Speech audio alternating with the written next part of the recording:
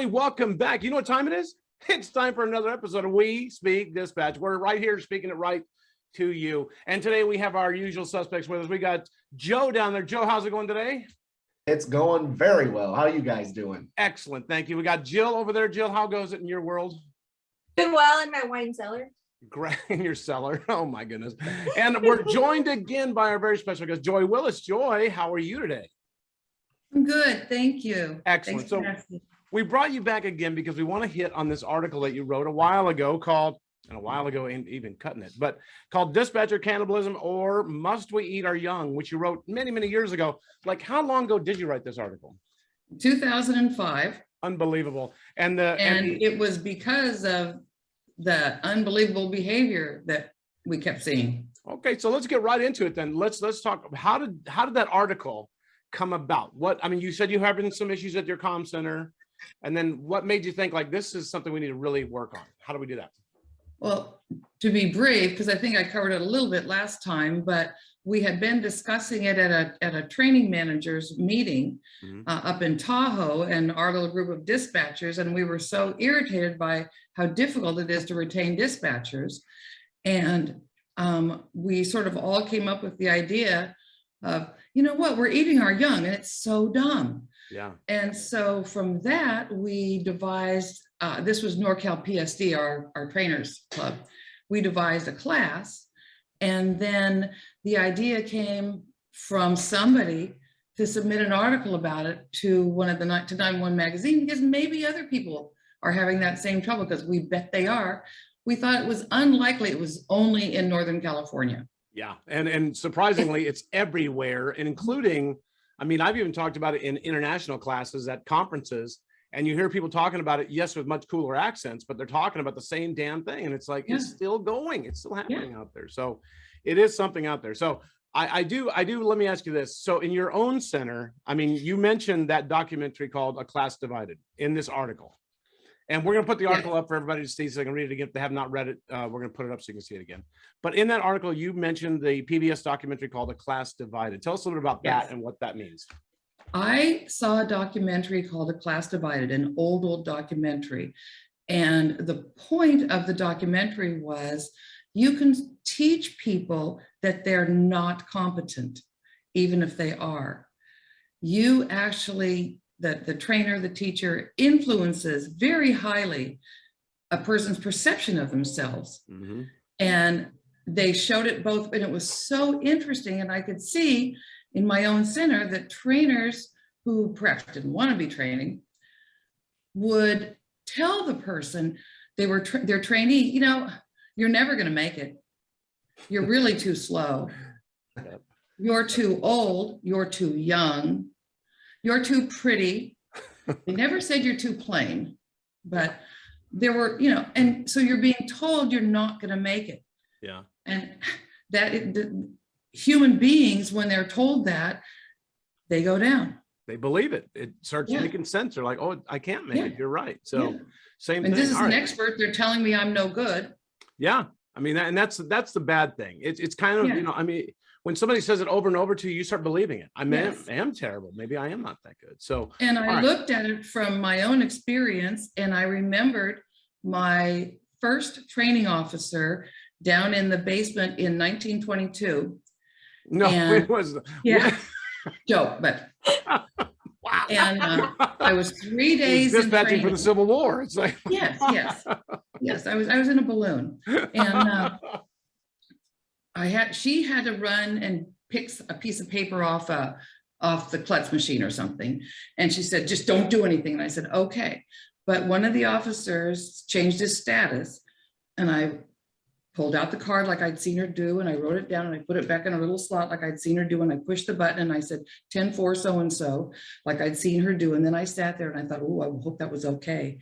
And she came over and she said, "Oh my God, oh, you're a piece of cake. You've got this." With one transmission, you got it. Good luck. Yeah. So that encouragement right from the get-go with the baby steps. Yeah. Then that gave me some confidence. And if she would have run over and said, "Oh my God, you have no business talking to my officers," which I know you've all heard. I've heard that myself. Yeah, that's true. Yeah. Wow. All right, so let's open it up to either one of you, Jill or Joe. You got a question for her? I can go first. All right. So, like, I know when I was training, I was very mindful to praise what they did good and do it immediately. And then we Yes. would talk about the stuff that didn't work at the end, because I wanted them to have the confidence Yes. to not ruin the rest of the day. Yes. But they would know if I took notes, because I was taking notes, whether it was good or bad. So we could talk about it at the end of the day. So I was always praising them, saying, oh my God, you did it well. Mhm. My first trainee did a priority one call on her own. And I was like, I mean, I was there talking and listening, and I was gonna stop her, but she kept going. And I was like, why did you keep going? She's like, well, I figured you'd make me do it anyway. And I was like, that was phenomenal. And I think Yeah. I just gave her the confidence that you can do it. And then at the end of the day, we talk about what went wrong. Mm-hmm. But I do, about your article, which is what it always surprises me, this article. So you wrote it 15 years ago. No, more than that. It Or has more to be than more 15, that, 20 years ago, somewhere around there. It wasn't written About last 17, year. 18 years ago. Yeah. Yeah. So many people have read it, yet we still have the same problems today. It's like as if it was written today. Like, I read that, and Yeah. that was my comm center 10 years ago, and I guarantee I can go to my comm center today and they still have the same problems. Yeah. Like, why is the culture not changing? Because in the article, it's kind of laid out, like, here's what you look for, here's kind of Mhm. steps to move in the right direction. Yet nobody's Well, doing it. You know, One I of think a the lot of things- people don't want to realize it's them. They read the article going, oh my God, they're terrible. They don't look here and say, maybe it's me. Oh my God, maybe I'm the one. But you do have to have management and supervisors Yeah. who also want to change the culture. Yeah. Yeah. Yeah. So if you're not supported, you Oh, yeah, know, and I that's mean, the thing. I was really lucky because I was the training manager. So, you know, Make it a I little could, easier, yeah. yeah, I could say, no, we are doing it this way. And you are doing it, you know, pull people aside, like I say. But if you're not a manager, then it's harder. Your managers have to get on board. Yeah. Well, I know that, I mean, we talk about, when you talk about management has to be supportive. The problem that I see out there in the real world right now is some of these comm centers are so small. I mean, you don't have a manager. You've got some, you know, sergeant or a cab who has no idea what's going on in dispatch. And then they're like, you know, your choice of CTOs is basically, it's Bill or Jimmy. That's it. So Right. And they both hate training. yeah. And then And- what do you do now? What advice would you give to a small center like that? Because I deal with those a lot. And it's hard to kind of get them, because they're going to tell you, well, nobody's going to support us anyway, make any changes. Nobody's going to do that. Well, that article should be read by those people. You know, Yeah. it works for dispatchers, Mhm. and you know, to look to themselves Yeah. and try to identify if they can, you know, maybe it starts at the bottom in that center. Maybe they're getting more successful trainees. Maybe their retention goes up, Mhm. and their people that fall out of training go down. Yeah. It is great. I also like in the article, Doug, where she talks about steps to reversing the problem. You actually outlined how we can overcome this. And you talk about recognizing the problem and then forbidding the practice. You gave an example of a great statement you could make everybody read and sign, capturing the ringleaders, and choosing your training officers very carefully, which Doug just kind of touched on. Maybe you only have 2 to choose from, and how do you do it? But to the bigger agencies that do have more than one person that's interested in training, and we'll say maybe that, you know, I used to train dispatchers when I was dispatching, and I had a pretty decent track record. I had one person, you know, that wasn't happy, but then she came back and thanked me after she went on her own, because I was pushing her along to do things. Everybody else was pretty pleased with the results. But say that my style now in today's dispatch center isn't working. How do you address the person that was successful at one point but now is struggling? Yeah. You think, so you're thinking that they've been, you know, in a big center, you can do this. They maybe need a break from training, Yeah. which is really, even in the biggest centers, when do you get a break from training? Mhm. Yeah. You know? Especially when your rate of hiring and you know, losing somebody is so big Yeah. that you're Yeah. in a constant flux of training and hiring and training. And it's just, Yeah. people don't realize the cost behind that. I mean, I teach that when I'm teaching classes now, the Mhm. cost factor of training somebody and then just seeing them walk out the door and just having this cavalier attitude of, we lost another one. So what? And I'm like, Yeah. that money's I coming can't- from somewhere. I calculated that for my center many years ago. And at that time it was $45,000 Yeah. to hire them and then run them out the door. And that's the Wow. thing. And I try to tell people that it's a business, for God's sakes. Yeah. No Yeah. business would survive in that environment like that. Yeah. I mean, you We wouldn't. also, for new hires, we certify our people in emergency medical, fire and police dispatch, CPR, NCIC, and the list goes on and on. And when you send them to those classes for initial certification, that money's coming out of some line item on your budget, Yeah. whether it's the training, wages, overtime, whatever it is. Yeah. And you're taking away from possibly sending dispatchers to other classes or national conferences. And the more we can do a better job at getting up to full staff, the more other things that we will be able to do and accomplish as Right. well. Yeah. I mean, I think a lot of it is down to, and I've always tried to tell people this, I think supervisors set the tone.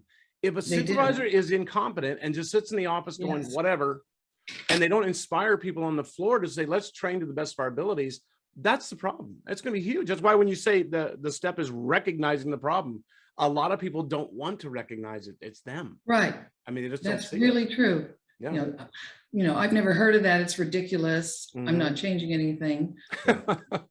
Yeah, I do have I've written 10 things that tank a comm center. And a lot of them are, the supervisors, but also the managers, and I was chatting with some of my colleagues about this, and I was talking about one of the big morale tankers that supervisors and managers do is, and again, it was from my experience, but all my colleagues said, oh my God, yes.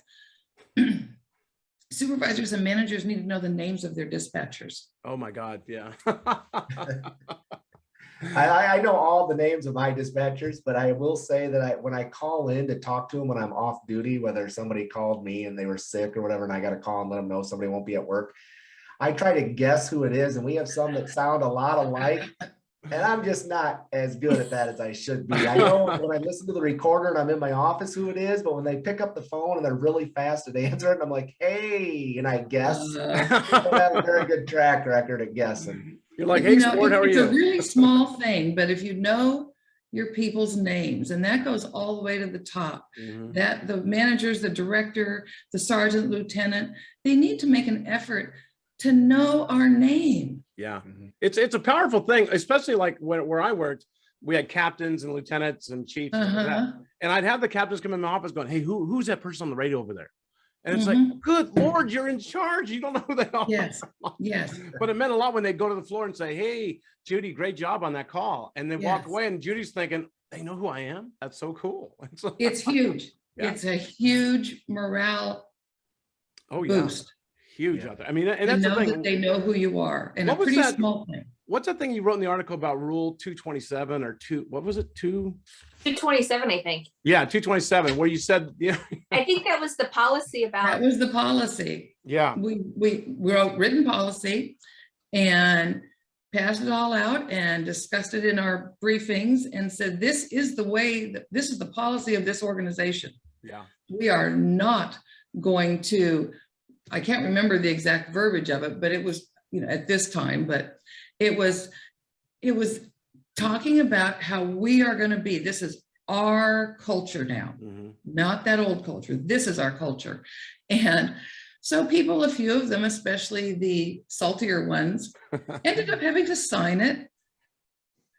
A couple of them got to type it out 5 times. Oh my and God. sign 5 times. Children. Wow. And, Nice. but, and then the dispatchers started using it as hey, that's a 227. I love it. When you wrote the article though, and you guys came up with that term dispatch cannibalism, Yeah. did anybody push on that and say, we're not animals, don't accuse us of these things? Anybody push on that? Because Nobody- whenever I talk about it, people are always like, oh my God, cannibals, really? And it's like, think about it. Not in the vernacular, you're going to eat somebody, but think about what you're doing, eating up time and Yeah, morale and all that. So, Exactly. The eating our young phrase came before the cannibalism. oh, okay. All right. Yeah, we were talking about why do we, how are we so stupid? We snivel and whine because we can't get to training and we can't get, we have so much overtime. And then every time somebody comes in, we say, well, you're not good enough. Yeah. Wow. The one thing I would do to reverse it also is to make sure that the people that get to make decisions know whether or not your 911 center is adequately staffed. Yeah. And I think that's a huge part of what goes into burning out your trainers, because if you lose one, you're constantly short staffed, and you got to make quick decisions. But if you're operating at the bare minimum all the time, can you do something to change that, to boost the morale of your trainers, of your CTOs, of your supervisors, managers, and making sure that you're adequately staffed when you are full staff? Mm-hmm. If you make it to full staffing. If you make it to full staffing, yeah. I know that when I worked for, obviously I worked for a very large agency, but it was one of those things where a lot of times people just got picked to train who should never have trained. But the philosophy was, well, we don't have anybody else to let them in. And it's like, wait a minute, you can't just let somebody train because there's nobody left. I mean, you can't do that kind of thing. That's why I was training as a supervisor. I was training the floor because I was like, I can't let these people that are so bitter and been allowed to be bitter train. And it's like, it just doesn't make any sense to me. So it doesn't make any sense to take people that are reluctant and aren't proud of their job and feel good about their job, or just don't have, there may be a great Peter principle, they may be a great dispatcher, but one crummy trainer. Yeah. Oh yeah. Of course, I've heard that quite a bit, where somebody, they're such a really good dispatcher, but their interpersonal skills suck. It's like, well, then they can't be a good dispatcher. Yeah. well, Really you know what, true. Joy, I really appreciate you coming back for another episode like this. I mean, this article was written so long ago, but it's still so relevant that we hope everybody reads it and look at it when you're reading it. Think to yourself, is it me? Is it talking about me? Am I the one? Look to yourself and say, wait a minute. If I'm doing some of these crazy things, let's stop it. Let's make it better. It's hard to get people now. We know that because the minimum wage went up. Hell, some of these comm centers are paying about the same as Taco Bell. And it's like, how are you going to convince somebody to come into this environment that's so toxic? So we definitely appreciate that, Joy. And thank you for writing that article years ago. And thank you for coming back and doing another episode with us. You're welcome. And you know what? You never recover from being a dispatcher. I'm here to tell you. Yeah. Sorry. I've been gone like 2 years and I'm still like shaking. Yeah. So but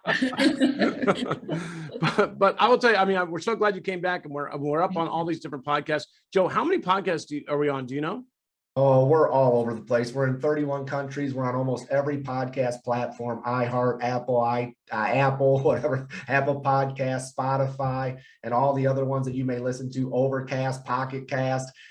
So go ahead and check us out on Facebook, YouTube, or any podcast platform that you listen to. You know what's funny, Joy? If you go to Google and type in Dispatch Cannibalism, like one of the second things that come up is our podcast that keeps coming up saying they're on this podcast and that podcast. So it's out there.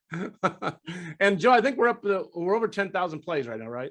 We're over 10,000 plays. Oh my God, that was my next question. Yeah, we're getting some mileage out there, and we're on TikTok now. So join us over there for some TikTok videos. We're gonna put up some fun stuff out there. So check that out. So again, Joy, thanks for coming by and talking to us about Dispatch Cannibalism. Why do we eat our young? Makes no sense. Thanks, Joy. Thanks, Jill. Thanks, Joe. And everybody tune back in. We'll have another great episode. Okay, go whatever football team you like. There you go. Hey, it's Michelle, and you've been listening to another great episode of We Speak Dispatch, proudly sponsored by our friends at Zybex.